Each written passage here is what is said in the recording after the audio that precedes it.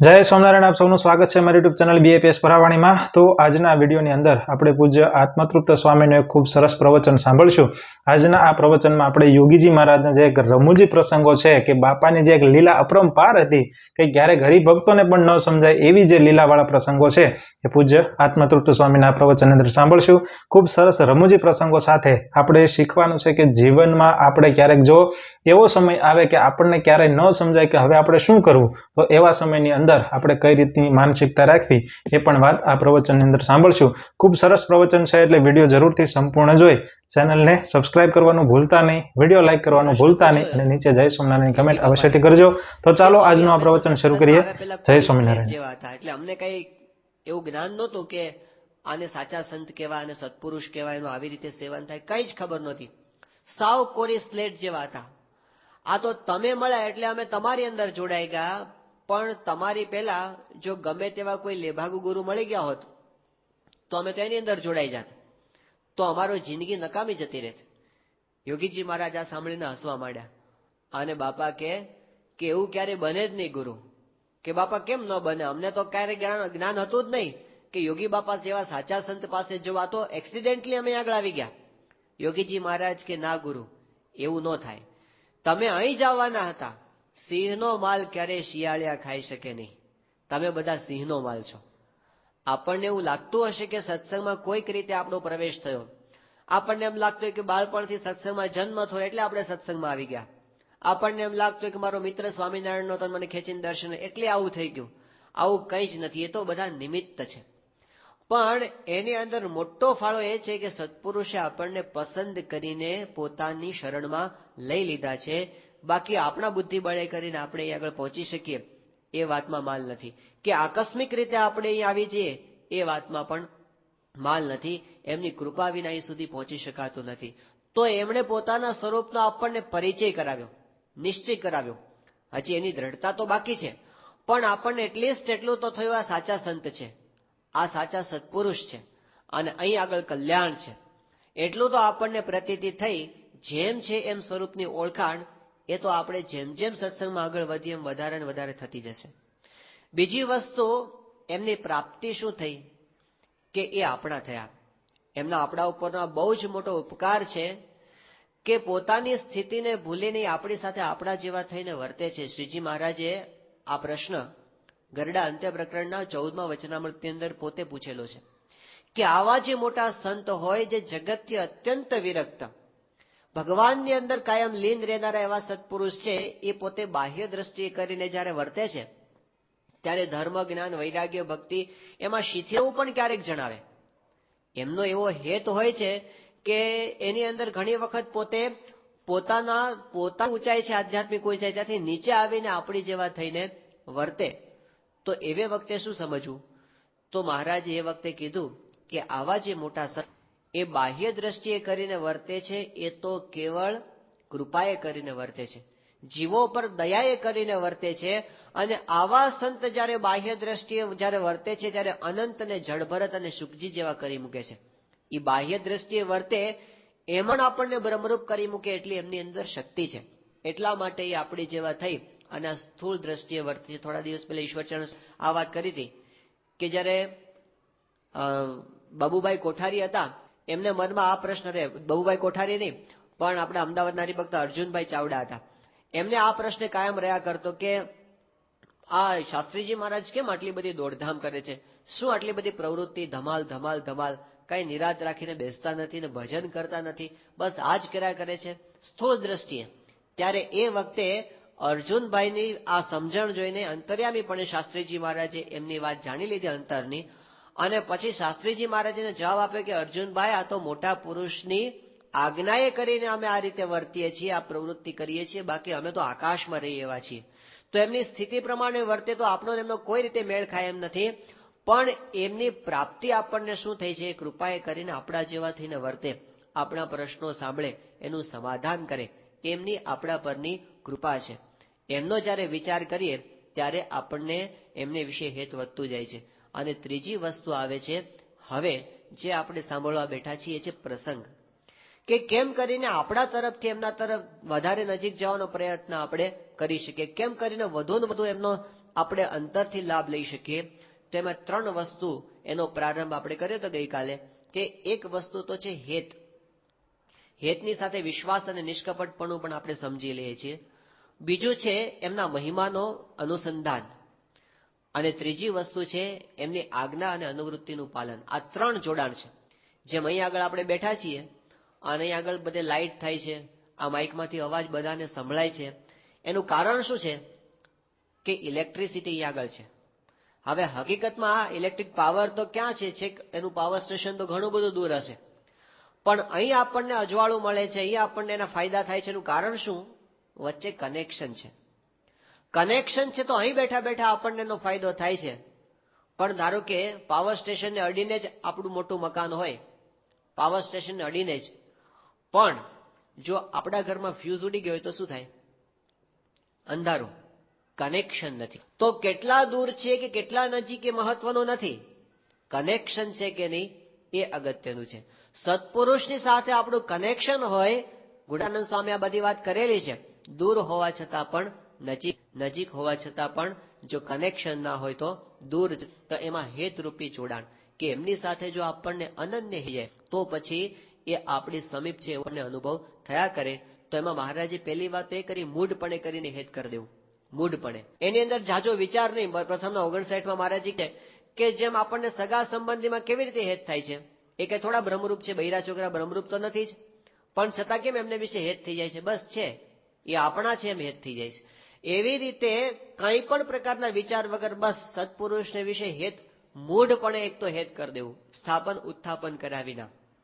અને પછી મહારાજે કીધું કે મહિમા જાણીને જે હેત થાય છે એ તો સાવ જુદા પ્રકારનું હેત છે, એ હેત જુદા પ્રકારનું. તો પછી જેમ જેમ આપણે મહિમાની અંદર હવે પ્રવેશ કરવાના છીએ, એ મહિમાનો વિચાર જેમ દ્રઢ કરતા જઈએ એમ એમ આપણું એમને વિશે હેત વધતું જાય. તો મહિમા શું સમજવો? ઘણી વખત આ કથા વાર્તામાં આવી બધી વાતો થાય, આપણે મહિમાનો વિચાર કરો, મહિમાનો વિચાર કરો, તો આપણને સવાલ એ થાય કે મહિમાનો વિચાર શું કરવો? આપણે જાણીએ છીએ મહિમા એટલે શું, બસ જાણી લીધું, પ્રમુખ સ્વામી મહારાજ ભગવાનના અખંડ ધારક સંત છે અને એમના દ્વારા આપણું કલ્યાણ છે, અને એ મોક્ષના દાતા છે, અને શું, બસ પૂરું થઈ ગયું. કેટલો મહિમા વિચારવો? 5 વાક્યમાં મહિમા પૂરો થઈ જાય. મહિમા જાજો વિચારવો શું, એ આપણને પ્રશ્ન થતો હોય છે. તો અત્યારે આપણી પરિસ્થિતિ કેવી છે કે સ્વામીશ્રીનો જે મહિમા, આપણે આ અલૌકિક મહિમા છે, એનો આપણે જયારે વિચાર કરીએ કે ભગવાનના અખંડ ધારક સંત છે, એના રોમ રોમમાં ભગવાન બિરાજમાન છે, એ પોતે માયાથી પર છે, આ બધા મહિમાના શબ્દો છે ને એ એટલી ઊંચાઈ ઉપર છે, આપણા લેવલથી આપણે એને અનુભવી શકતા નથી. એટલે શું થાય છે કે મહિમા મહિમાને ઠેકાણે રહે છે ને આપણે આપણા ઠેકાણે રહીએ છીએ. એ બંને વચ્ચે એ મહિમાનો જે આનંદ આપણને અનુભવવો જોઈએ ને, એ આપણે અનુભવી શકતા નથી. આપણી બાજુમાં અથવા આપણી સામે પ્રેસિડેન્ટ આવીને બેઠા હોય, અથવા તો આપણી સાથે એકવાર અમેરિકાના પ્રેસિડેન્ટની મુલાકાત થાય ને આપણને એકવાર આમ શેકેન્ડ કરે અને જેટલો આનંદ થઈ જાય, અહોભાવ થાય, એવો અહોભાવ આપણને સત્પુરુષની સામે જોતા થતો નથી. એ સામે બેઠા હોય તો આપણને હજી સ્થૂળ દ્રષ્ટિએ લૌકિક ભાવમાં વર્તીએ છીએ. તો હવે એનો ઉપાય શું છે? તો એના માટે મોટેરા સંતો આપણને શીખવે છે કે મહિમાના વિચારની એક ટેવ એવી પાડવી જોઈએ કે જેનાથી નિત્ય નિયમ રાખીને આપણે થોડું થોડું આપણને જે રીતે સમજાય છે ને એ રીતે મહિમા વિચારમાં ઊંડા ઉતરીએ. કઈ રીતે? તો પહેલો તો એમનો મહિમા છે, એમનું કાર્ય છે ને એમનો મહિમા. સ્વામીશ્રીના કાર્યનો વિચાર કરવો.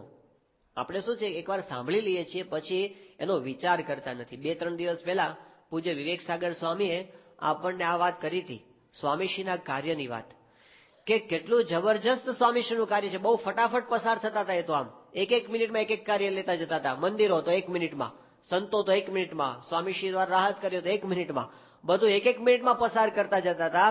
પણ એ સ્વામીશ્રીને એક કાર્ય ઉપર એક થીસીસ થાય એવું છે. એવા સ્વામીના કામ છે. કઈ રીતે આ બધું થાય છે? ખાલી સ્થૂળ દ્રષ્ટિએ એટલો જ વિચાર કરો કે આ પૃથ્વીની જ્યારથી ઉત્પત્તિ થઈ ત્યારથી માનવ જાતનો હજારો કે લાખો વર્ષનો ઇતિહાસ તમે જુઓ. આ લાખો વર્ષના ઇતિહાસમાં અત્યાર સુધીમાં કોઈ પુરુષે ન બાંધ્યા હોય એટલા મંદિરો પ્રમુખ સ્વામી મહારાજે બાંધ્યા છે. એક સ્થૂળ દ્રષ્ટિએ છે, ખાલી સંખ્યાની રીતે. તો એટલું તો આપણને દેખાય ને, એક મહાન ઐતિહાસિક પુરુષના આપણે દર્શન કરીએ છીએ કે દુનિયાના ઇતિહાસમાં કોઈએ ન બાંધ્યા હોય એટલા મંદિરો એમણે બાંધ્યા છે. આ તો ખાલી સંખ્યાની વાત થઈ, પણ પછી ક્વોલિટીની વાત કરો કે કેવા મંદિર બાંધ્યા છે એટલે કેવા પ્રકારના. તો જેની આંતરરાષ્ટ્રીય કક્ષાએ ગણતરી થાય એવા સ્થાનો સ્વામીશ્રીએ નિર્માણ કર્યા છે. કેટલાક સ્થાન તો એવા છે જ, ગાંધીનગરનું કે દિલ્હીનું કે લંડનનું જે સ્થાન કે હ્યુસ્ટન, શિકાગો અને હવે ટોરોન્ટો, એટલાન્ટા અને આમ જુઓ તો નૈરોબી આખા દક્ષિણ આફ્રિકા ખંડની અંદર અને આખા આફ્રિકા ખંડની અંદર એ આપણે જોઈએ છે કે એમના કાર્યો આંતરરાષ્ટ્રીય કક્ષાના છે. તો આપણને અનુભવાય છે. તો એક તો મંદિરો એમણે બાંધ્યા સંખ્યામાં. બીજો વિચાર કે કેવા મંદિરો બાંધ્યા, તો દુનિયાના લોકો વિચારતા થઈ ગયા કે આ કાર્ય કઈ રીતે થઈ શકે. અને ત્રીજી વસ્તુ, કેટલા સમયમાં બાંધ્યા. આ પણ એક બહુ મોટો ઇતિહાસ છે. જ્યારે આખા ભારતના ટોપ લેવલના પેલા બધા સોમપુરાઓ 40 જેટલા, જે એમની પરંપરાથી પેઢીઓથી જે લોકો આ શિલ્પકામનો વ્યવસાય કરતા આવ્યા છે, એ બધા જયારે અક્ષરધામ જોવા માટે આવ્યા, 40 જણ આવ્યા હતા. અને અક્ષરધામ જોયા પછી એમના જે વડીલ હતા એ તો સ્વામીશ્રી પાસે આવીને ધ્રુસકે ધ્રુસકે રડી જ પડ્યા. અને એમણે સ્વામીને કીધું કે સ્વામી, અમારી આ કલાને તમે અમર બનાવી દીધી. કલા તો અમારી અંદર પડી હોય, પણ જો આવું સ્થાન ન હોય તો કલા જીવંત ક્યાં રહે? 5મી પેઢીએ બધું ભૂલી જવાય. પણ તમે અમારી કલાને અમર બનાવી દીધી. અને એમણે વાત કરી કે સ્વામી, અમારા અનુભવ પ્રમાણે તમે ગમે તેટલા પૈસા ખર્ચો પણ 40 વર્ષ વિના આ કામ થઈ શકે નહીં. સ્વામીશ્રી એ કામ 5 વર્ષમાં પૂરું કર્યું. તો એ તો બધાને અનુભવ થાય, સામાન્ય નહીં, અનુભવી લોકો વાત કરે છે. કે ઉદ્યોગપતિઓ વાત કરે છે કે આવું કામ આટલા સમયમાં થઈ શકે નહીં. તો સ્વામીશ્રીના કાર્યનો વિચાર, કેવું કાર્ય થાય છે, કેટલા મંદિરો કર્યા છે, કેટલા સમયમાં કર્યા છે, કેવા પ્રકારના કર્યા છે, અને ચોથી વસ્તુ કેવી રીતે કર્યા છે. કોઈ રાજા હોય અને એ સ્થાન બનાવી દે એ તો સમજાય. કોઈ ઉદ્યોગપતિ હોય, બિરલાએ ઘણા બધા મંદિરો બાંધ્યા છે ભારતની અંદર. ઉદ્યોગપતિ હોય, એને ફાઇનાન્શિયલી કોઈ પ્રશ્ન જ ન હોય, પોતે વિચાર કરે ફટ દઈને મંદિરો ઉભા કરી દે, એને ક્યાં વિચાર કરવાનો છે. પણ એક સાધુ આ મંદિર બનાવે છે કે જેની પોતાની પાસે પોતાનો એક પૈસો નથી. તો કોની પાસેથી લેવાના? બીજા પાસેથી લેવાના. એ બહુ અઘરું છે. તમારે ₹1,00,000ની સેવા કરી દે ને, તમને અનુભવ હશે, ₹1,00,000ની સેવા કરી દેવી સહેલી, બીજા પાસે ₹1,00,000ની સેવા કરાવવી એ અઘરું છે. આપણે આપી દેવું સહેલું છે, બીજા પાસે કરાવવું ને એ સામાન્ય વસ્તુ નથી. તો આટલા બધા લોકોની અંદર આવી સમર્પણ ભાવના જાગૃત કરવી આ સ્વામીનું કાર્ય છે. આ એમને એમ ન થઈ શકે. તો કેટલો એમણે એની પાછળ ભોગ હશે, અથવા એમનું આંતરસત્વ કેવું હશે કે આટલા બધા લોકો પાસે આવું કામ લઈ શકે છે. આવા સમર્પિત લોકો એની અંદર જોડાય છે. આટલા 783 સાધુ એની સાથે જોડાયેલા છે. કઈ રીતે એ કામ કરાવે છે? આ બધાની પાસે પગાર તો આપતા નથી. લોકો પગાર લઈને હરખું કામ નથી કરતા. દેશમાં તો આપણે એવું થાય છે, પગાર પૂરેપૂરો લે પણ પૂરા 8 કલાક કામ કરતા હોતા નથી. સ્વામી પગાર નથી આપતા. અને વળી પાછું કેવું, પોતાની આજ્ઞામાં બધાને કેવી રીતે વર્તાવે કે જેમ આજ્ઞા કરે એમ બધા તત્પરતાથી રાજી થઈને જીલે. આત્મ સ્વરૂપ સ્વામીને લંડન સ્વામીએ મૂક્યા અને 10 વર્ષ સુધી એમણે એટલું સારું લંડનનું કામ કર્યું. એટલે ત્યાં આગળ બહુ સરસ સત્સંગની એમને પ્રવૃત્તિ કરી, બહુ સારી સેવા કરી. પણ જેવા દિલ્હી સમયમાં એ તો ખાલી લાભ લેવા માટે આવ્યા હતા, સેવા કરવા માટે આવ્યા હતા. તો સ્વામીએ કીધું હવે તમારે લંડન જવાની જરૂર નથી, દિલ્હીનું તમે સંભાળી લો, પૂરું. વિચાર જ નહીં. આજે ઉઠાવીને કે અહીં જવાનું છે અને પોતે દિલ્હીની અંદર લાગી ગયા. તો દિલ્હીની અંદર છેલ્લા 15 વર્ષથી ધર્મવત્સલ સ્વામી મંડ્યા હતા. એ દિલ્હીની જમીનના જે ધક્કા ખાવાના અને બધી પરમિશનો માટે જે ધક્કા ખાવાના અને ત્યાંની ઓફિસોની અંદર જે જવાનું. અને દિલ્હીનું તો કેવું કહેવાય છે ખબર છે? ડોક્ટર સ્વામી કહેતા હતા કે ચંદ્ર ઉપર જમીન મેળવવી સહેલી છે પણ દિલ્હીમાં મેળવવી અઘરી છે. કારણ કે એમાં ગલીએ ગલીએ પોલિટિશિયન તમને મળે. સ્વામીશ્રી તો એકવાર એવું બોલેલા, દિલ્હીમાં જ બોલેલા, સ્વામી કે આ દિલ્હીમાં તો 99.99% રાજકારણી લોકો છે, રિક્ષાવાળો પોલિટિશિયન હોય. હવે એવી સ્થિતિમાં આપણે ત્યાં તમે સમયમાં આવ્યા હશો તો અનુભવ થયો હશે, રોજ રાત્રિ સભામાં જાહેરાત કરવી પડતી હતી. દિલ્હી ઉદઘાટનનો સમય હતો ને, તો મહિના સુધી રોજ રાત્રિ સભામાં જાહેરાત કરવી પડતી, કારણ કે ગુજરાતથી બધા હરિભક્તો ગયા હોય ત્યાં લાભ લેવા માટે. અને 2-3 દિવસ રોકાવાના હોય અને એની અંદર બધા દિલ્હીમાં ફરવા માટે પણ જાય, તો જાહેરાત એ કરવામાં આવી કે દિલ્હી ફરવા જજો, એનો વાંધો નથી, પણ ખરીદી તો એવા દિલ્હીની અંદર આપણું સાવ અજાણ્યું સ્થાન, નહીં આપણા હરિભક્તોનો એટલો સમુદાય, અને એવા સ્થાનની અંદર આખા દિલ્હીના ઇતિહાસમાં ન થયું હોય એવું સ્મારક સ્વામીશ્રી 5 વર્ષમાં ઊભું કરી દે, આ સામાન્ય વસ્તુ છે? તો એ સ્વામીએ ઊભું કર્યું. એમાં ધર્મવત્સલ સ્વામીની વાત ચાલતી હતી. એ દિલ્હીના જે ધક્કા ખાવાના એમણે, દિલ્હીમાં તો કેવું છે બધું જ ફાઇલો તમારે ધક્કા મારી આગળ ચડે ને, પેપર વેઇટ વગર કોઈ કામ ન થાય. તમે માથે વજન મૂકો ને તો જ ફાઇલ આગળ ખસે. અને આપણે તો કોઈ હોય ને એવું કે આપવાનું નહીં પાછું. આપણે તો જે કાંઈ છે મગજની લાડુડીના પ્રસાદથી કામ ચલાવવાનું એ છે આપણી પાસે. આપણે કોઈને કેવું આપવાનું હોય નહીં અને એનાથી કામ ચલાવવાનું. કલાકો સુધી ઓફિસોના ધક્કા ખાવાના ને બેસી રહેવાનું. 15 વર્ષ સુધી એમણે દાખલો કર્યો. અને જેવું દિલ્હીનું અક્ષરધામનું ઉદ્ઘાટન થયું, સ્વામી ધર્મવત્સલ સ્વામીની કે તમારું કામ પૂરું થયું, હવે તમે કચ્છની અંદર જાઓ, ભુજનું મંદિર સંભાળો. હવે ભુજનું નાનું હરિમંદિર છે, ખોબા જેવડું. અહીંથી ઉચકીને અહીંયા સ્વામી કે આજે તમારે સેલવાસમાં આદિવાસી વિસ્તારમાં ફરવાનું છે, કાલે કે તમારે અમેરિકા પહોંચવાનું છે.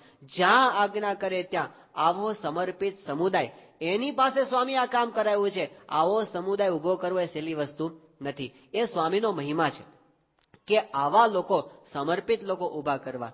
તો એક તો આ મંદિરના જ કાર્યનો વિચાર કરીએ તો પણ એનો પાર આવે એમ નથી. તો એમના કાર્યનો જેમ જેમ વિચાર કરતા જઈએ એમાંથી આપણને એમનો મહિમા, આપણે ઘણું જાણતા હોઈએ પણ પછી શું છે, જાણીને આપણે તરત જવા દઈએ છીએ, એમાં ઊંડા ઉતરતા નથી.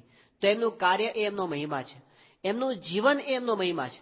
એની વાત આપણે થોડા દિવસ પહેલા સાંભળી હતી કે સ્વામીશ્રી કેવા સાધુ છે, એમના ગુણો, એમના સદગુણોનો વિચાર, એમના નિષ્કામીપણાનો વિચાર એમનો મહિમા છે. એમના નિર્લોભીપણાનો વિચાર એમનો મહિમા છે. સ્વામીશ્રીના નિસ્વાદીપણાનો વિચાર એમનો મહિમા છે. સ્વામીશ્રીના નિર્માનીપણાનો વિચાર એમનો મહિમા છે. સ્વામીશ્રીએ જે વિચરણનો ભીડો વેઠ્યો છે ને, એને આપણે નિરાતે બેસીને એકવાર વિચારીએ ને કે આવું શક્ય છે ખરું મનુષ્ય દેહ કરીને, એ પણ એમના મહિમાનો વિચાર છે. સ્વામીશ્રીને હરિભક્તો સાથે જે પ્રકારની અંતરની આત્મીયતા છે. ઘણા બધા હરિભક્તો એવા બેઠા છે જેમના પોતાના વ્યવહારમાં સ્વામી કેવા પ્રકારનો રસ લીધો છે. તો આપણે પોતાના પ્રસંગો જાણતા હોઈએ અથવા બીજા હરિભક્તના આવા પ્રસંગો જાણતા હોઈએ, હરિભક્તો સાથે સ્વામી કેવા ઓતપ્રોત થયા છે, આ એમના મહિમાનો વિચાર છે. સ્વામીશ્રીએ પોતે સંતોને કેવી રીતે સ્નેહ આપ્યો છે એ એમના મહિમાનો વિચાર છે. સ્વામીશ્રીની ઠાકોરજી પ્રત્યેની જે ભક્તિ છે એ એમના મહિમાનો વિચાર છે. એમના ગુરુ શાસ્ત્રીજી મહારાજ અને યોગીજી મહારાજ પ્રત્યે એમને જે પૂજ્યભાવ છે, એમના પ્રત્યે એમની જે ભક્તિ છે એ એમનો મહિમા છે. અને સ્વામીશ્રી પ્રત્યે યોગીજી મહારાજનું વાત્સલ્ય, કે સ્વામીશ્રી પ્રત્યે યોગીજી મહારાજે કહેલો મહિમા એ એમનો મહિમાનો વિચાર છે. શાસ્ત્રીજી મહારાજે સ્વામી વિશે જે શબ્દો વિચાર્યા એ એમના મહિમાનો વિચાર છે. અને પ્રમુખ સ્વામી મહારાજે પોતે પોતાના મહિમાની જે વાત કરી એ એમના મહિમાનો વિચાર છે. સ્વામીશ્રીના કેવા સંતો છે, સ્વામીશ્રીના કેવા હરિભક્તો છે, એનો વિચાર કરો ને, એ પણ એમના મહિમાનો વિચાર છે. આ વિચાર કરતા કરતા કરતા આપણું એક પ્લેટફોર્મ એવું તૈયાર થાય કે આપણો સંશય કરનારું જે મનનો સ્વભાવ છે, સંશય કર્યા જ કરે. પણ આ વિચાર કરતા કરતા રોજ આમાંથી એક મુદ્દો પકડીને વિચાર કરી શકીએ કે આજે આપણે કેવળ સ્વામીશ્રીના નિર્માનીપણાનો વિચાર કરવાનો છે.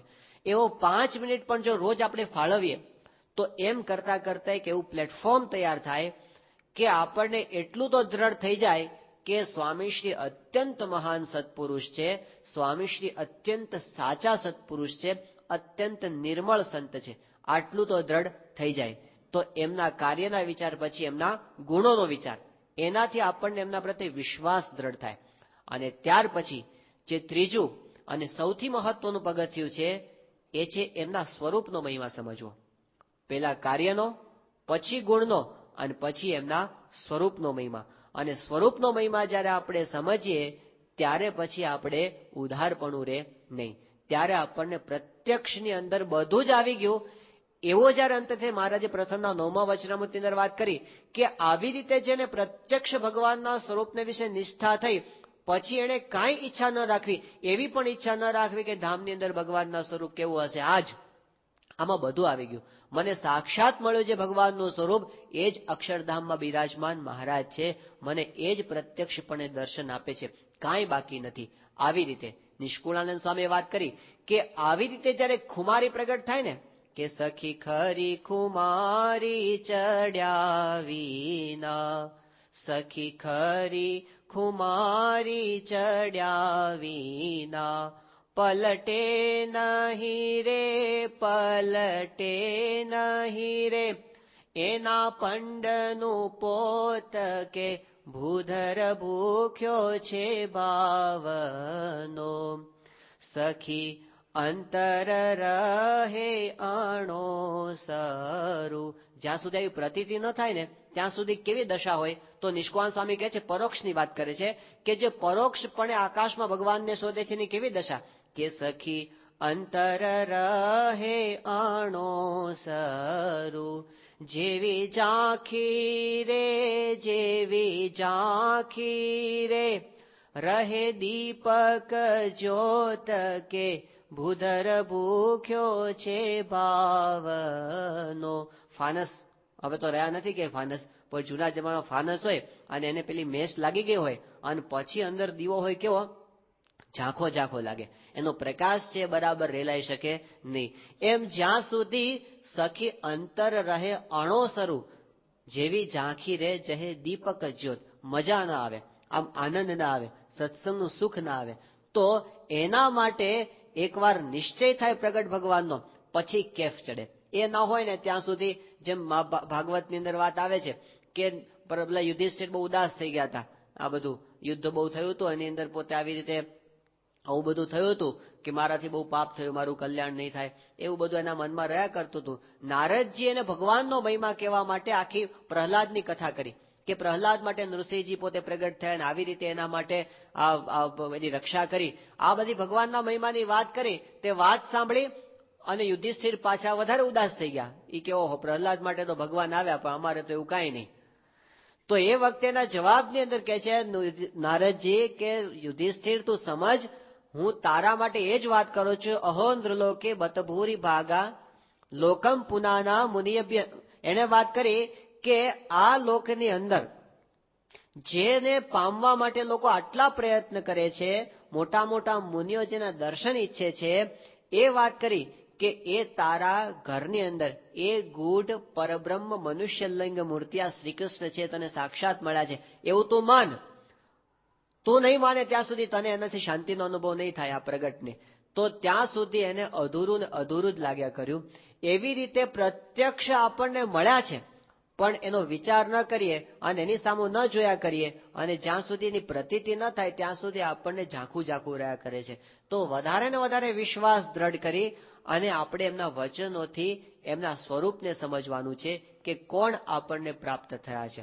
એના આધારે આપણે સુખિયા થવાનું છે. અત્યારે શું છે પ્રશ્ન આપણને? અહીં આપણે દાખલા તરીકે બેઠા છીએ અને સભાની અંદર આ કથા વાર્તા સાંભળીએ છીએ, પણ એવા કેટલાક સંસાર છે ને, આ તો તે સંસારની અંદર પ્રશ્નો હોવાના, પણ એવા પ્રશ્નો હોય છે સંસારની અંદર કે એ બધા આપણને સત્સંગનું સુખ ન લેવા દે. એટલે શું થાય? અહીં બેઠા બેઠા એવા 5 પ્રશ્નો એવા હોય કે જે આપણા મનની અંદર ડંખ્યા કરતા હોય, કે જે આપણને યાદ આવ્યા કરતા હોય, હજી આટલું મારે થયું નથી, આટલું મારે થયું નથી, આ બરાબર નથી, અને એ આપણને સુખ ન લેવા દે. હવે હકીકત તો એવી છે કે જ્યાં સુધી આ શરીર રહેશે ત્યાં સુધી એ પ્રશ્નો તો બધા રહેવાના છે, એ ટળવાના નથી. સ્વામીશ્રી હમણાં આ વખતે જે જન્મ જયંતિનો ઉત્સવ થયો બોચાસણની અંદર, એના મુખ્ય આશીર્વાદની અંદર સ્વામી આ વાત કરી હતી. સ્વામી કહે કે ભગવાનના ભક્ત થયા એને પ્રશ્નો આવવાના અને ભક્ત નથી થયા એને પણ આવવાના. સ્વામી કહે કે આપણે આશરો કર્યો છે ને તોય સંસારમાં પ્રશ્નો તો આવવાના જ. એવું નહીં સમજવાનું કે પ્રશ્નો નહીં આવે. હરિભક્તોને ઘણી વખત એવી ઈચ્છા હોય છે, એને એવી અપેક્ષા રહેતી હોય છે કે આપણે સત્સંગી થયા અને આપણે ભક્ત થયા એટલે હવે આપણને દુઃખ આવવા જ ન જોઈએ, આપણે સંસારમાં મુશ્કેલી આવવી જ ન જોઈએ. હવે હકીકતમાં તો એવું કાંઈ છે નહીં. હરિભક્તને પણ દુઃખ તો આવે જ છે. મોટા મોટા ભક્તોને દુઃખ આવ્યા છે અને આપણા જીવનમાં આવશે, ભવિષ્યમાં પણ આવવાના છે. કારણ કે સંસારનો સ્વભાવ છે. આ વાત શ્રીજી મહારાજે મુક્તાનંદ સ્વામીને કરી હતી અને ગુણાતીતાનંદ સ્વામીએ જાગા સ્વામીને વાત કરી હતી કે આ સંસાર જ દુઃખરૂપ છે. તો એની અંદર પ્રશ્નો તો આવવાના, પણ એની અંદર આ મહિમાનો વિચાર છે ને એ આપણને શાંતિનો અનુભવ કરાવે કે પ્રશ્નો તો છે બધા પડ્યા છે, પણ એની અંદર પણ આપણું કામ મોટું થઈ ગયું છે.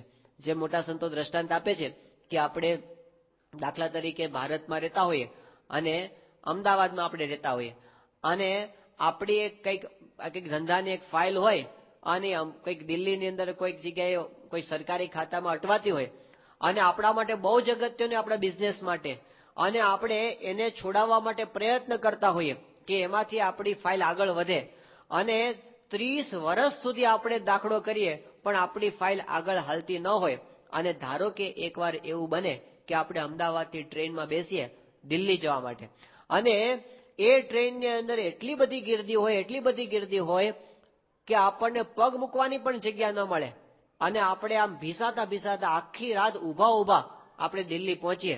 પણ દિલ્હી પહોંચીએ અને ઓફિસમાં જતા વેત આપણું કામ થઈ જાય અને પેલી ફાઇલ ઉકલી જાય તો આપણને પેલું દુઃખ લાગે કે બહુ ભીસાણા અને બહુ કષ્ટ પડે. 30 વર્ષથી જે કામ અટવાતું હતું ને એ પાર પડી ગયું. કેટલો બધો આનંદ હોય આપણને. આપણે ઘરે ફોન કરીએ શું કરીએ? રાત્રે ટ્રેનમાં મુશ્કેલી પડી એની વાત કરીએ કે ફાઇલ પૂરી મોકલી ગઈ આપણે એની વાત કરીએ? તો આપણને આનંદ હોય કે 30 વર્ષની ફાઇલ આપણી ઉકલી ગઈ છે. પણ ધારો કે આપણે અમદાવાદથી ટ્રેનમાં બેસીએ, એટલી સારી જગ્યા મળે ને આપણે સુતા જઈએ, એટલી સારી જગ્યા ટ્રેનમાં મળી જાય, પણ ત્યાં ગયા પછી આપણું કામ ન થાય તો શું કામનું? એમ છે ને, આપણે અત્યારે ટ્રેનમાં બેઠા છીએ, અત્યારે છે ને આ ભીસ પડતી હોય, તકલીફ પડતી હોય, આ ટ્રેનમાં બેઠા છે, પણ એટલી તો હકીકત છે કે અનંત જન્મોથી આપણું જે કામ અટવાતું હતું ને એ તો આ વખતે પાર પડી ગયું છે. એ તો હકીકત છે કે નહીં? 30 વર્ષનું કામ ઉકલી જાય એનો આપણને આનંદ હોય અને આપણે પેલી ભીષણ યાદ નથી કરતા, તો અનંત જન્મનું આપણું કામ ઉકલી ગયું એના સામે આપણે જોઈએ. આપણે ગઈકાલે સાંભળ્યું હતું, યોગીજી મહારાજ પોતે બોલ્યા હતા, પ્રમુખ સ્વામીના શબ્દો જેના કાને પડ્યા એનું આત્યંતિક કલ્યાણ થઈ ચૂક્યું છે. આ તો યોગી બાપાએ વર આપી દીધેલો છે. આપણું આત્યંતિક કલ્યાણ થઈ ચૂક્યું છે. હવે આ પ્રાપ્તિનો વિચાર આપણે ન કરીએ અને પછી બીજા નાના પ્રશ્નો, ટ્રેનમાં બહુ ગીર્દી હતી, રસ્તામાં બહુ કચરો હતો, એનો વિચાર કર્યા કરીએ ને એના જેવી આપણી પરિસ્થિતિ છે. જે મળ્યું છે એનો આનંદ, એના સામે આપણી દ્રષ્ટિ હોતી નથી. તો બહુ જ મોટી પ્રાપ્તિ થઈ ગઈ છે. એના આનંદની અંદર અલમસ્ત રહેતા શીખવાનું છે. આ સત્સંગનું સુખ છે. તો એ મહિમાનો વિચાર, એમાં ઊંડા ઉતરીએ તો પછી આ સામાન્ય પ્રશ્નો છે એનાથી આપણે દુઃખી ન થઈએ અને એ બધા બાજુમાં પડ્યા રહે અને આપણું કામ છે થયા કરે. દાદા ખાચરને પ્રશ્નો આવ્યા હતા તો આપણને આવશે, પણ એનાથી આપણે નાસીપાસ ન થઈએ. નહીતર તો કેવું છે, તમારી પાસે $100 બિલિયન હોય, નાની વાત શું કામ કરીએ આપણે? યોગી ગુણાતીતાનંદ સ્વામી કોઈ નાની વાત કરી જ નથી. તો $100 બિલિયન હોય, ધારો કે ધારવાનું જ છે, અને આપણે ઘરેથી નીકળીએ અને આપણે ઓફિસે જતા હોઈએ અને ધારો કે એવું થાય કે ₹1 ખિસ્સામાંથી પડી જાય કે 1 શિલિંગ પડી જાય ખિસ્સામાંથી. આવે છે ને, 1 શિલિંગ આવે છે, સિક્કો હોય છે, આ 1 શિલિંગ ધારો કે ખિસ્સામાંથી પડી જાય અને પછી આપણે ઓફિસે પહોંચીએ અને ખબર પડે કે મારો 1 શિલિંગ પડી ગયો ખિસ્સામાંથી, અને આપણને બહુ દુઃખ થાય. તે દુઃખ તો એટલું બધું થાય કે આપણે રડવા બેસીએ અને રડીએ. ચલો રડવો એનો વાંધો નથી, 5 મિનિટ રડી લેતા હોય તો વાંધો નથી, પણ એટલું બધું આપણને રડવું આવે, એટલું બધું દુઃખ થાય તે બીજે દિવસ સવાર સુધી રડીએ, અને બીજે દિવસે સવારે આપણે ઓફિસ જવા જઈએ ને તો બીજો શિલિંગ ખિસ્સામાંથી પડી જાય, તે બીજે દિવસે આપણે આખો દિવસ રડીએ. ત્રીજે દિવસે આ સંસાર એવો છે ને, રોજ 1 શિલિંગ પડી જશે, રોજ 1 શિલિંગ. કાંઈક તો પ્રશ્ન આવશે, કાં તો શરીરમાં પ્રશ્ન આવશે, કાં ધંધામાં પ્રશ્ન આવશે, કાં વ્યવહારમાં પ્રશ્ન આવશે, ઘરમાં ઝઘડા થશે. રોજ 1 શિલિંગ કોક પ્રકારે તો પડવાનો. તો એના દુઃખમાં આપણે આખો દિવસ 24 કલાક રડીએ તો $100 બિલિયન આપણી પાસે છે, એનું સુખ ક્યારે લેવાનું? જિંદગી પૂરી થઈ જશે. આટલી મોટી વસ્તુ આપણી પાસે છે. રોજ એક પ્રશ્ન, આજે શરદી થઈ છે, એનાથી આપણે 24 કલાક દુઃખી રહીએ તો પછી પ્રાપ્તિ થઈ છે, આજ મને ફલાણો આમ બોલી ગયો, એના દુઃખમાં આપણે 24 કલાક રહીને, આ તો આપણું મનની પરિસ્થિતિ કેવી છે, કોક તમને લાફો મારી જાય ને, ધારો કે લાફો મારી જાય તો એને તો એક જ વાર લાફો માર્યો, પણ આપણે શું કરીએ છીએ, 10 વખત એનો વિચાર કરીએ છીએ, એટલે 10 ગણી સજા આપણે સામેથી ભોગવીએ છીએ. એને તો એક જ વખત માર્યું છે, જો ભૂલી જઈએ ને એ વખતે તો આપણને કેટલું દુઃખ થાય? 1 લાફાનું દુઃખ થાય, પણ આપણે 10 લાફાનું દુઃખ આપણે ભોગવીએ છીએ. એ આપણો સ્વભાવ છે, એ આપણા મનના વિચારો છે. પણ એને બદલે પ્રાપ્તિનો વિચાર, બહુ જ મોટી વસ્તુ આપણને આપણા ઘરની અંદર જ છે, ભોગવતા આપણે શીખ્યા નથી. તો એ સત્પુરુષનો પ્રસંગ મને કરીને છે. અંતરથી એમના મહિમાના વિચારની અંદર તરબતર રહેવું. દિવસમાં 5 વખત પણ આપણે એવો વિચાર કરીએ, બહુ જ મોટી પ્રાપ્તિ થઈ છે, હું કૃતાર્થ થઈ ગયો છું. તો એનાથી આપણા અંતરમાં ગુણાતીતાનંદ સ્વામીએ કીધું છે કે લખવું ભણવું તે તો ઠીક છે, અને ભણવાનું કઈ શરૂ, ગુણાતીતાનંદ સ્વામી કહે છે કે આનું કઈ શરૂ આવે એમ નથી. પણ સ્વામીએ વાત કરી કે નિયમ રાખીને 2 ઘડી આત્મા અનાત્માનો વિચાર કરે, 2 ઘડી ભક્તિ કરે, 2 ઘડી વૃત્તિઓ રૂંધીને બંધ કરે, 2 ઘડી ધ્યાન કરે, તો એમ જણાય છે જીવ વૃદ્ધિ પામે છે તો ખરો.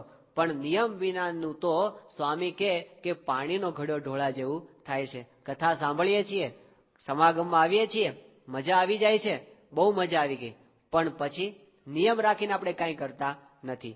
હવે આ તો આપણે સમાગમ થોડો થાય, કથા વાર્તા તો આપણે કેટલો સમય સાંભળીએ, રવિ સભામાં આવીએ ત્યારે આપણને સાંભળવાનો યોગ થાય, સમયમાં આપણને યોગ થાય. પણ નિત્ય મહારાજ ગુણાતીતાનંદ સ્વામી કહે કે નિત્ય જો આ વિચારનું બળ રાખે ને તો પછી એની અસર થાય ને એનાથી આપણું પરિવર્તન થાય. બાકી પાણીનો ઘડા જળે જેવું સ્વામી મહારાજે પ્રથમના 23માં ઉદાહરણ આપ્યું છે કે આપણે પાણીનો ઘડો આજે ઢોળી આવીએ, પછી કાલે ઢોળીએ, પછી પરમ દિવસે ઢોળીએ, એનાથી કઈ પાણીનો ધરો ભરાય નહીં.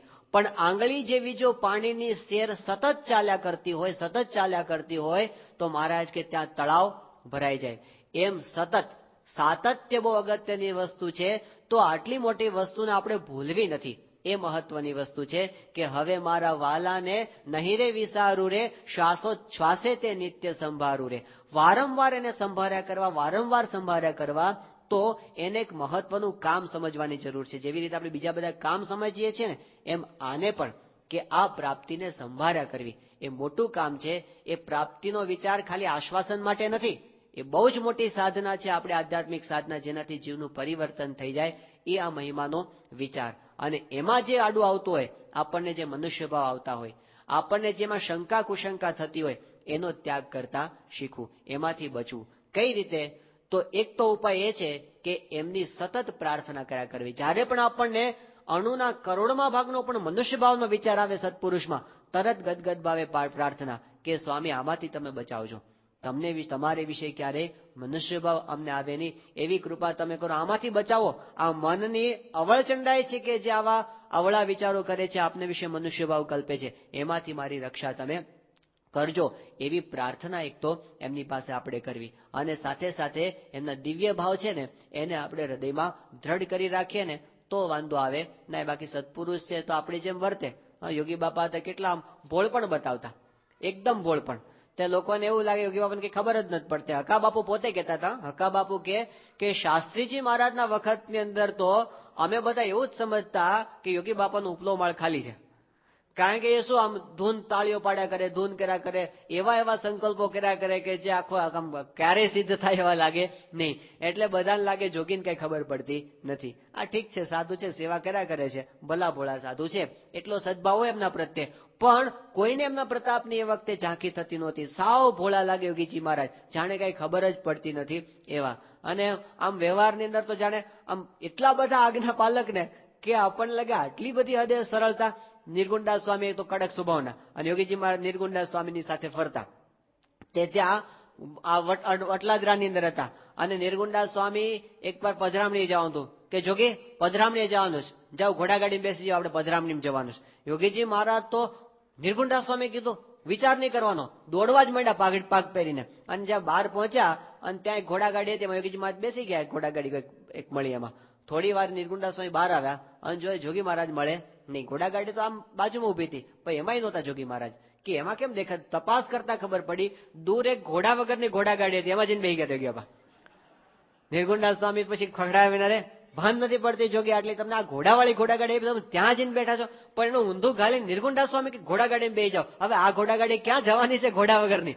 પણ એમાં જઈને પોતે બેસી ગયા. આટલી હદે સરળ. યોગી બાપા કે પોતે પોતાનો પ્રસંગ કીધો કે અમે મુંબઈ ગયા હતા, તે અમને નિર્ગુણદાસ સ્વામી મુંબઈ લઈ ગયા અને અમે છીપી ચાલમાં ઉતર્યા. આમ તો સીપી ચાલ નામ હતું.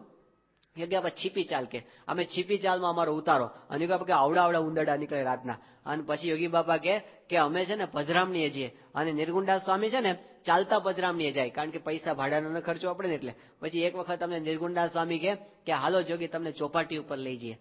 તે ચોપાટીના દરિયા ઉપર અમને ફરવા માટે લઈ ગયા અને ત્યાં બધા રેતીમાં અમુક માણસો બધા ફેરિયાઓ બધા બેઠા હોય તો યોગી બાપા કે એક ભાઈ છે ને ત્યાં બેઠો તો કોથળો પાથરીને અને આમ સિસકારા કરે આમ તે મેં નથી આ સિસકારા શેના કરે છે એટલે મેં સાથે વાળા ભાઈ ભક્તાને પૂછ્યું આ શેના સિસકારા કરે છે એટલે એ કે સ્વામી સિસકારા નથી કરતો એ તો એમ બોલે છે માલિશ એમ આગળનું માલિશ સંભળાય નહીં એ એમ કે છે કે હું માલિશ કરી આપું એ કે એમ હા એ કે બાપા એ માલિશ કરવા માટે બેઠો છે ને માલિશ કરવું હોય ને એને કરી આપે યોગી બાબા કે ઓહો મુંબઈના માણસો ભારે સેવા ભાવી તે બધાને માલિશ કરી આપે નિર્ગુણદાસ સ્વામી કે જોગી ભાન પડે છે આનો ધંધો છે આ પોતે કઈ સેવા કરવા નથી બેઠા પૈસા લઈને આ કરે છે યોગી બાબા કે અમને શું ખબર અમને એમ કે મફતમાં કરી આપતા હશે તો કે મફતમાં થોડો કોઈ કરવા બેઠો હોય પણ યોગીજી મહારાજ આટલી હદે ત્યાં આણંદમાં ગયા હતા અને એક હરિભક્તને ઘેરે પેલી ઉનાળાનો સમય હતો કેરીનો ઘોળીને રસ કાઢવાનો હતો તે યોગીજી મહારાજ કેરી ઘોળવા બેઠા તો બાપાને કેરી ઘોળતા ન ફાવે એમ દબાવે ને તો શું થાય પેલું ડીટીયુ બહાર રસ બહાર નીકળી જાય ગોટલો બહાર નીકળી જાય તે આવું 1-2-3 વખત થયો ને એટલે પેલા અકળાય ને બાજુમાં જે બેઠા હતા મોટા સંતે નિર્ગુણદાસ સ્વામી અથવા મોટા સ્વામી બેમાંથી એક હતા તે એમને કે જોગી ભાન નથી પડતું આવું ન કરવાનું હોય લાવો તમને બતાવો એટલે એમને શીખવાડ્યું કે આ છે ને તમારો અંગૂઠો છે ને ડીટીયાની ઉપર રાખવાનો એટલે શું તમે ઘોળતા હો ને કેરી તો ઉપરથી ગોટલો બહાર ન નીકળી જાય એટલે યોગીજી મહારાજે બીજી કેરી લીધી અને ઉપરથી દબાવ્યું એટલું જોરથી દબાવ્યું ગોટલો પાછળથી બહાર નીકળી ગયા કે જોગી કોઈ દાડો કેરી ખાધી છે નકરા ઉપવાસ જ કર્યા છે કઈ ભાન પડે છે કેવી રીતે થાય પણ યોગીજી મહારાજ એટલી હદે આપણને બતાવે કે જેમને કઈ ખબર જ નથી પડતી કે આમ સંસારની ખરેખર આપણે આનંદ સ્વરૂપ સ્વામી પધાર્યા છે એમના ભાઈ છે વાઘુભાઈ તે અમેરિકાની અંદર છે હવે એમનું નામ યાજ્ઞ અને આમનું નામ નિરંજન પણ યાજ્ઞ એમને વાઘુભાઈ જ બધા કહે છે એ બંને જોડિયા ભાઈઓ છે અને પહેલેથી આનંદ સ્વરૂપ સ્વામી આવા શુક્લકડા છે ને પેલા છે ને જરા આમ વ્યવસ્થિત છે એટલે એ બંને યોગી બાપા પાસે દર્શન કરવા માટે બાળક તરીકે એ ગયા યોગીજી મહારાજ આમને પેલા માથે આશીર્વાદ મૂક્યા પછી પેલા યાજ્ઞ એમને જોયા ને એમના ઉપર હાથ મૂકીને આશીર્વાદ આપ્યા અને એમનું શરીર જાડું અને જાડિયા છોકરાને જો યોગી બાપા બહુ રાજી થાય એટલે યોગી બાપા જાજી એટલા માટે થાય કે આ ઉપવાસ કરશે એમ એટલે યોગીજી મહારાજે પેલાનો ઉપવાસ આપ્યો કે તારે એક ઉપવાસ કરવાનું કાલે એટલે સ્વામી યોગી બાપા એને કીધું બાપા આને ઉપવાસ આપો ને એટલે યોગીજી મહારાજે આમના શરીર સામું જોયું કે ના આમને આપીએ અમને નહીં આને આપીએ એટલે કોઈ કીધું બાપા કે નાનો છે એટલે એને નહીં એમ કે બાપા એ નાનો નથી એ તો બંને જોડિયા ભાઈઓ છે યોગી બાપા કે જોડિયા એટલે શું એ કે બાપા એ બંનેનો એક સાથે જન્મ થયો છે યોગી બાપા કે એમ એવું થાય તે યોગી બાપાને એ ખબર નહીં હવે એટલું અજ્ઞાન બતાવે કે જોડિયા બાળકો હોઈ શકે કે યોગી બાપા એવું થાય હોતું હશે એવું કઈ તો એવું એમને લાગે આટલી હદે આફ્રિકાનો પ્રસંગ છે ને યોગી બાપા પાસે પેલું દેશમાં તો એ વખતે શરૂ નતું થયું અહીં પેલા પ્લાસ્ટિકના પેકેટની અંદર દૂધ કોક લઈને આવું બતાવ્યું યોગી બાપાને કે બાબા એ તો પડીકામાં દૂધ આવે યોગી બાપા એ લાવો આપણે જોઈએ તો યોગી બાપાએ દૂધ લાવ્યું અને પછી કે હવે એને કાઢો દૂધ કેવી રીતે કાઢે એટલે આમ કાતરથી કાપીને પછી આમ દૂધ કાઢીને બતાવ્યું તો યોગી બાપાએ એટલું બધું આમ આશ્ચર્ય અને અહોભાવ બતાવ્યો કે ઓહો આવું તો આપણે ક્યારેય જોયું જ નહોતું કે પડીકામાં દૂધ મળે એ કે આવું આ આપણે ન જોયું તો આપણું શું થાત જેને કઈક બાકી રહી જાત તેને કલ્યાણમાં યોગી બાપા કે આ ન જોયું તો આપણું શું થાત આટલું અજ્ઞાન બતાવે પછી યોગી બાપાએ વાત પણ કરી હતી કે આપણે પડીકા મગાવ્યા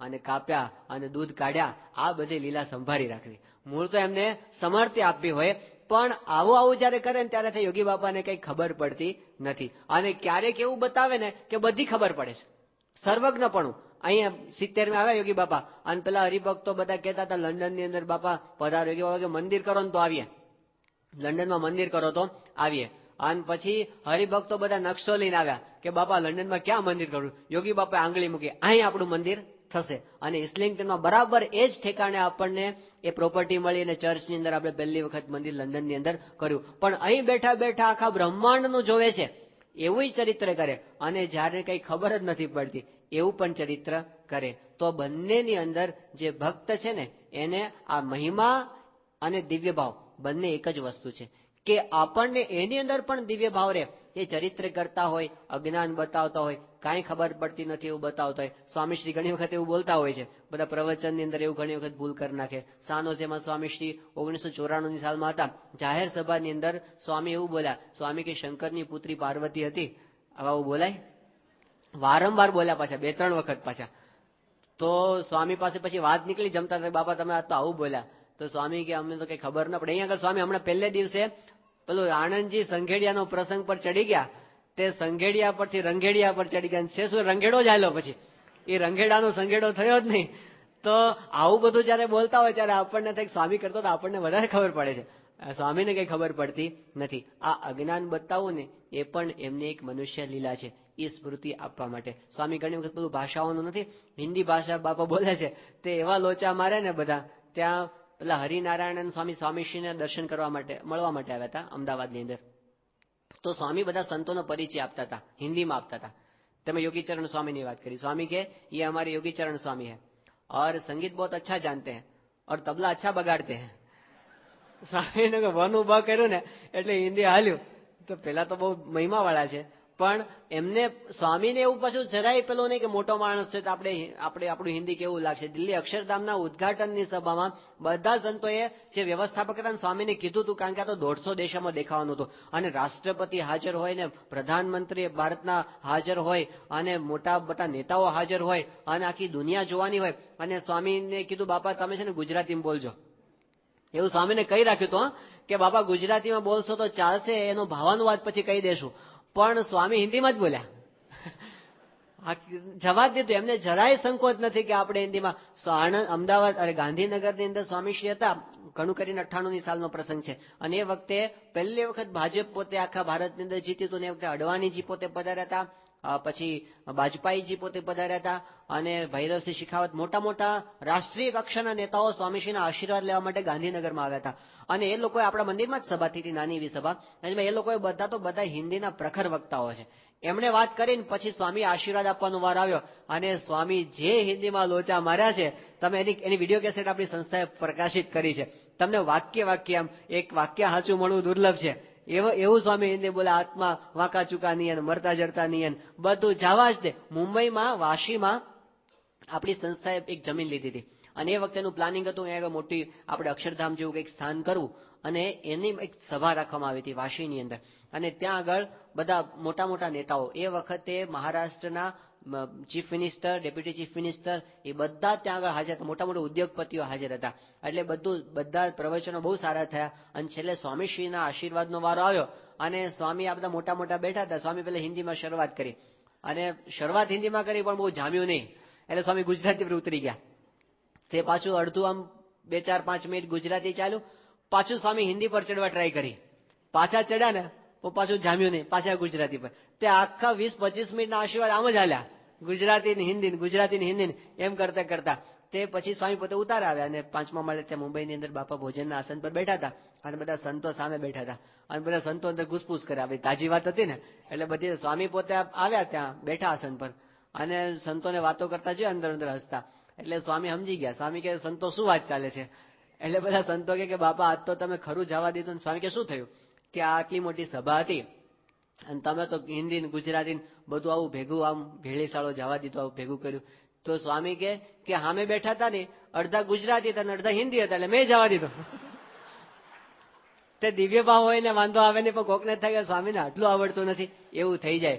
પણ બ્રહ્મને ભાષાના બંધનો હોતા નથી. ગઈકાલે આપણે પેલો પ્રસંગ સાંભળ્યો હતો કે આત્મ સ્વરૂપ સ્વામીને થયું કે આ મારે કે પત્રકારને સ્વામી ગુજરાતીમાં બોલો, પત્રકાર ઇંગ્લિશમાં સમજી જાય. બોલો, એ પ્રસંગ આપણે ગઈકાલે સાંભળ્યો. ઇંગ્લિશમાં લખતો જાય, સ્વામી ગુજરાતીમાં બોલે ને, ત્યારે આત્મ સ્વરૂપ સ્વામી કે મારી કઈ વચ્ચે દુભાષાની જરૂર જ નથી. સ્વામી તો ભાષા વગર પોતે વાત કરી શકે છે.